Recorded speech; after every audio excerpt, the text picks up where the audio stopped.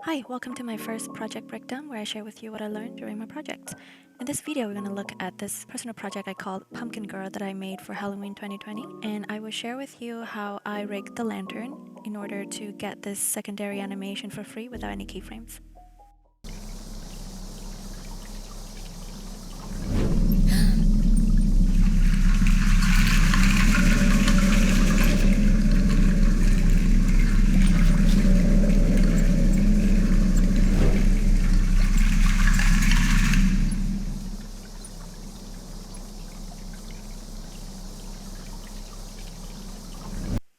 So now we're in the project file and I have stripped down all the other animations and background elements so we can focus on the lantern. As you can see here, I have a character holding a lantern and she's moving frantically around. I wanted to take advantage of being a 3D software where I can get secondary animation for free without having to do any keyframing. So I'll show it to you, the setup right here. As you can see, the sway is purely from the setup. I did not do any keyframing on it.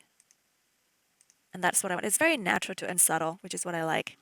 Okay, now we are in the lantern setup. I wanted to show it to you. This one is the already rigged, and this is the one we're going to work on today. And then I also have a plain ground down here. For the rig one, I did just a very simple animations again.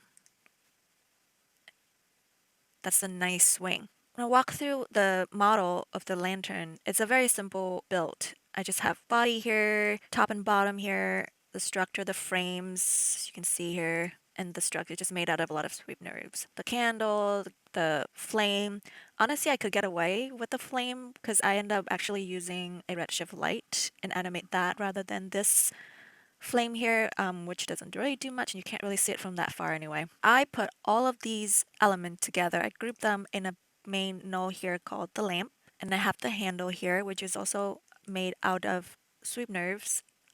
I actually only draw one side of the handle and then I use the symmetry to get the other side, and then I sweep them and we get a cool little handle here. And it's important that they are on separate thing. I didn't group them down here because this is where all the rigging is going to happen and you don't want to affect the handle, so you put it separately. And I group these two in a lantern like main null. And it's also important that you have the axis point up where the pivot's going to happen. And if your axis point is not where you want it to be, either click on this button here, enable axis, or shortcut L, and then you can move them around. So I'm going to put it here, turn this off. So I'm going to do a little bit animation so that we can see if it's working. I'll have just the rotation on for recording. Click, go a few frame. Let's do it like this. Click, and I just recorded the animations. Let's play it and see what it is. Yep, nothing happened. At first I actually tried to use dynamic, but for something this simple I didn't want to go through all of that complicated setup to make it work. And luckily I found a really easy and simple solutions, which is the constraint tag. And I use constraint tag a lot. So right click on the body of the lamp here and you go to rigging tags. I'm using R21, so it's in under the rigging tag. I believe it's in a different place in the previous version of Cinema4D. Go to constraint tag. And we have all these options right here. And PSR is what you want, is position, scale, and rotation. Click on it, and it will immediately bring you into this new tab, PSR here. Make sure you twirl down offset. Maintain original, make sure you click on it before you do anything else because it could mess with your positions. So under the targets, I don't need to constrain my position because I don't really have anything going on. The position. I just wanted to constrain the rotation. I wanted that regardless of where this thing rotates, I wanted the body to point downwards, so it's vertical, so it feels like gravity is pulling it. And this is like a poor man's gravity setup here. So I just want to constrain the rotation, so I will uncheck the position, and now nothing happens yet. And the reason is because there's a target box here, like it doesn't know where to constrain this rotation to. That's why I have this plane here. I'll pull this plane here. And there you go. Ta-da! It was very simple. And the plane is just acting like a fake gravity. It's just the ground. If I move the plane somewhere else, like if I move it here, this also move as well.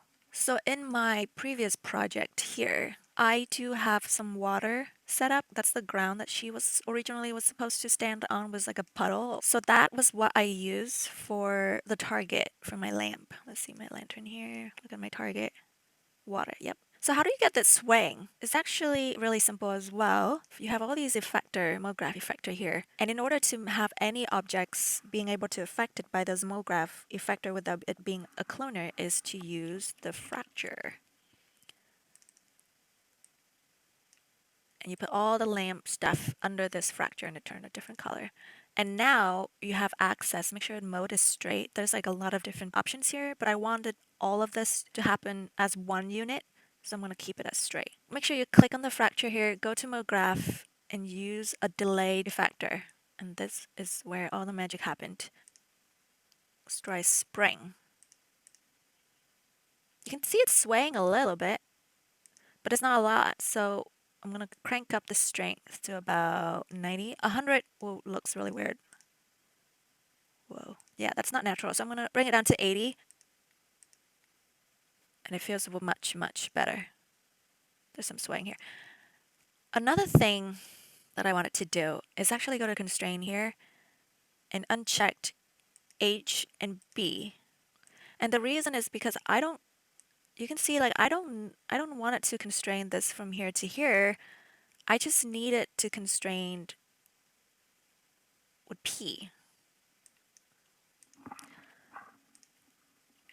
And if you don't know which direction this is, or you can go in here and you can change it, see how that's P. So that's what I did is I unchecked them so it's only constraining that one particular direction because that's how this mechanically works. If yours is different, kind of play around with it a little bit and see what works. And you may be wondering, why is this one moving way more than the other? Let's make sure our strength is up more. There you go.